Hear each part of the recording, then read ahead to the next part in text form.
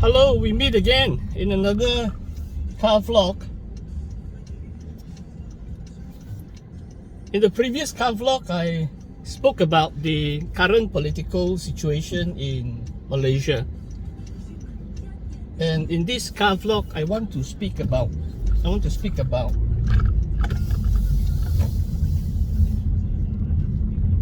the role of the church, the role of Christians in nation building, in national reconciliation, in active involvement in politics, as the church is called to be the light of this world, that which shines the light of Jesus in Malaysia. We are called to be the salt of the earth.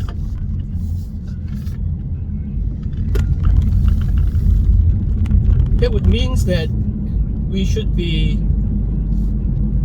engaging directly with the political stakeholders of the country, if not directly involved in politics. So I want to suggest a number of ways that Christians and the church can be effective witness in the light of this current political instability, and perhaps I can even say chaos, political chaos, after UMNO announced that it's withdrawing its support for the ruling coalition Perikatan Nasional.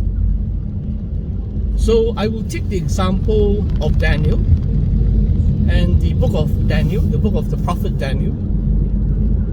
And I guess you may have heard many people speak or preach about Daniel, but I want to use that contextually, how best Christians and the church can be involved in resolving this uncertain political climate and be really the salt of the earth and a light in Malaysia. First, if you look at Daniel, he was a young man. And chapter 1 says that he and his friends, they are physically very healthy, handsome, very knowledgeable with different types of knowledge, wisdom, understanding, which means they are well educated.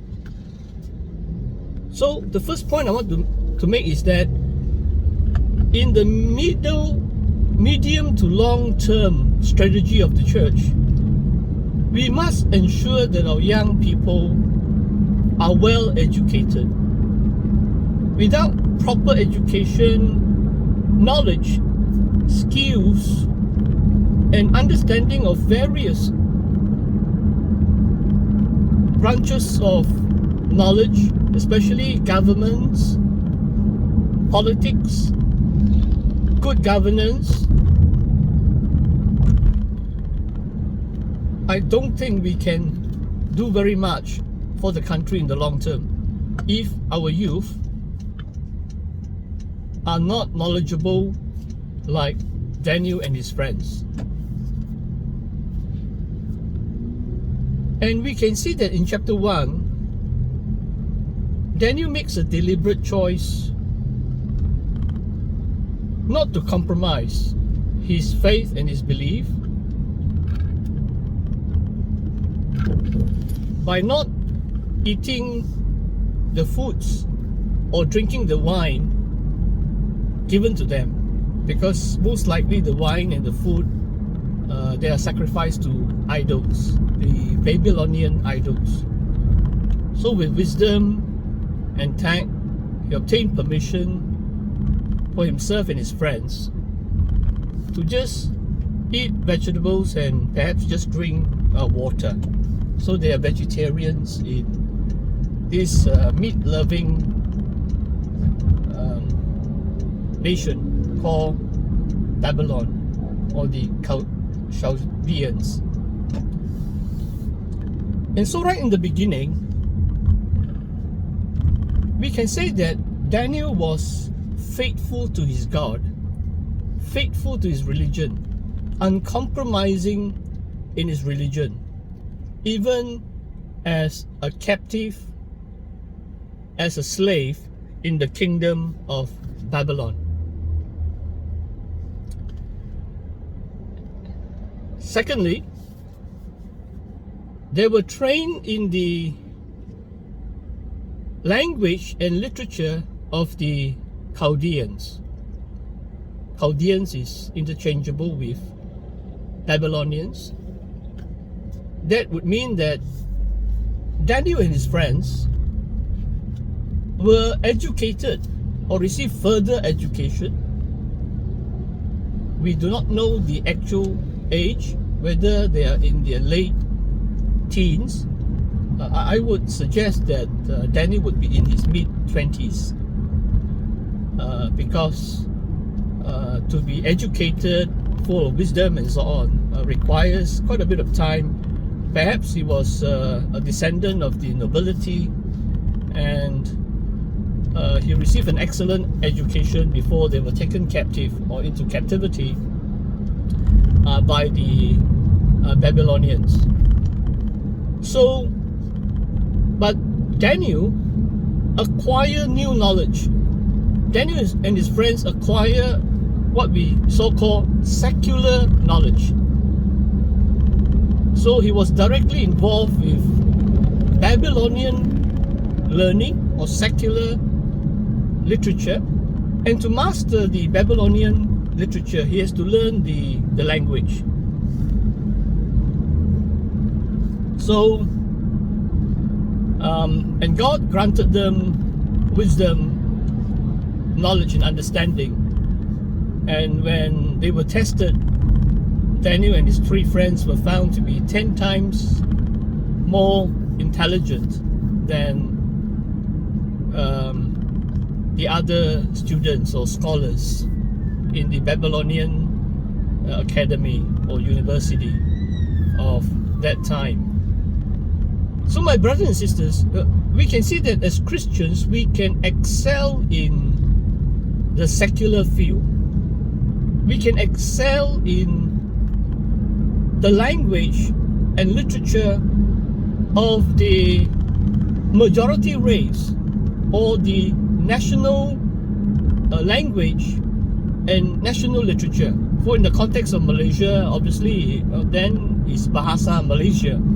If you want to really make an impact in the nation of Malaysia, where there has been national policy, education, or medium of instruction is in Malay for the last 41 years, since 1980 was the first batch where all students sat for their Form 5 exams, what we call SPM or O level, or all in Malay.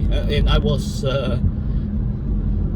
privileged to have been the first generation of students that sat my Form 5 exams, all in the Malay language, except the English paper, of course. So, to master the language and literature of Babylonians, I would take that verse to give us an even wider coverage, because we do not only live in Malaysia as if we are in an island. No man is an island to himself. No nation is an island to itself. We are a globalized world. So really, to master the language and literature of the Chaldeans, and if you take the Chaldeans as the greatest power of the time, and now is America or United States of America, we can say that we must master the English language, just as we must master the Malay language, our national language. And Christians should excel in secular fields. For example, now major subjects area, scientific innovation and so on, computer science, engineering, software engineering, development, physics,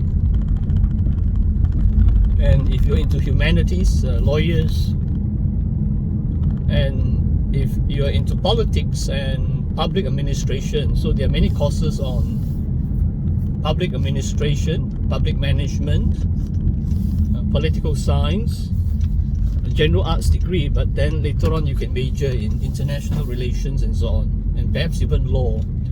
You can do a Masters of Law in different branches of law, including international law, corporate and finance, taxation, and so forth. So basically, Daniel and his three friends excel in the language and literature of their conquerors, of their masters. And that's why they could serve in the palace, in Nebuchadnezzar's palace. When a need arose, he was one of the advisors, or the Magi, the wise men. So when the needs arose, as you know the story, he interpreted the king's dream, and he was promoted, and he became one of the highly respected officials in the kingdom. So that concludes my sharing on the role of the church and Christians.